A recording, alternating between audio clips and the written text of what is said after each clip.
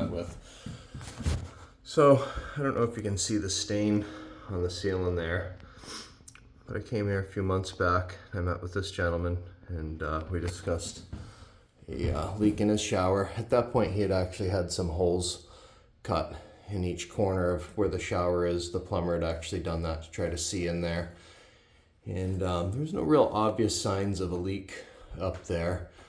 You know, looking at it from below, actually everything looked pretty clean for the most part, but you know, I couldn't get to it quick enough. This was in the summertime and he was using this as an Airbnb at that point, and they were using it too. And then I think 2 weeks after we met, he had somebody coming to rent it for a couple weeks. So he didn't want to do anything that I couldn't do in that time frame before his, you know, his tenants were coming. So I gave him the number of a good drywall guy, and he came and he, you know, put everything back together. Actually did a really good job. Basically made it look like nothing happened. But in those, I don't know, it's probably been 2 months or so, 3 months, you can see the stains starting to come back. So there's clearly something going on up there. We don't know exactly what is going on yet. So I'm gonna open this whole ceiling up below the shower, and I'm just gonna cut a nice big controlled square out of it and see, so we can see the bottom of the shower. And then I plan to do a flood test. So I'm gonna fill the shower up with water and let it hold water and then see exactly what happens.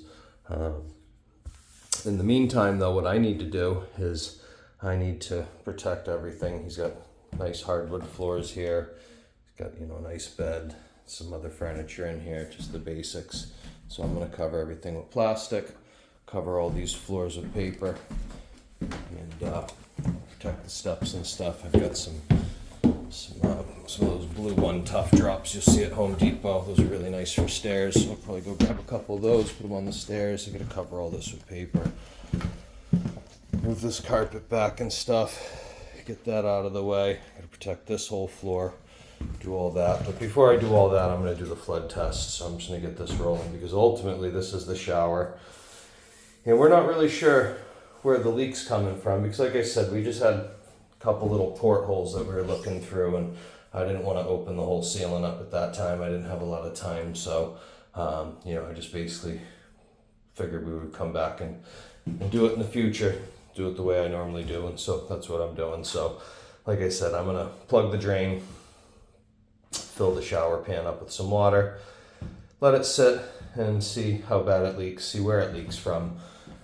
We've got two thoughts that it's leaking.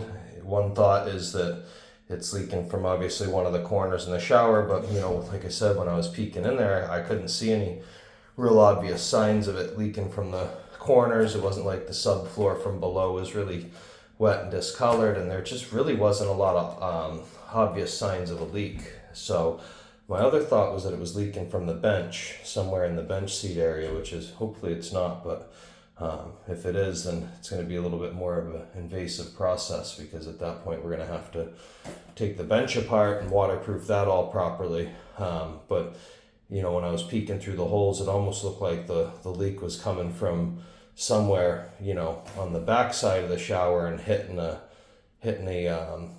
joist and traveling along it and kind of showing itself on that line that you see down on the ceiling down there. So yeah, so anyways, I'm gonna end this section here, and then once I get everything all site protected and whatnot, I'll take another video of me having, you know, all the site protection down.